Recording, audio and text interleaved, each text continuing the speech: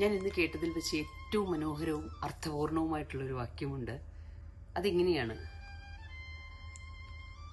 ഓരോ കാലവും നമ്മിൽ നിന്ന് കുറേ മനുഷ്യരെ എന്നേക്കുമായി മറച്ചുകളയും.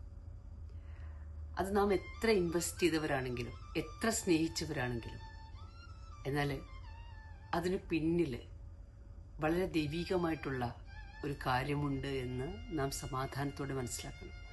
ജീവിതാന്ത്യം വരെ നമ്മെ ദ്രോഹിക്കാൻ വേണ്ടിയിട്ട് കപ്പാസിറ്റിയുള്ള മനുഷ്യരെ അതിനനുവദിക്കാതെ വളരെ സ്വാഭാവികമായ രീതിയിൽ അവർ നമ്മുടെ ജീവിതത്തിൽ നിന്ന് അടർന്നു മാറുകയാണ് ചെയ്യുന്നത്.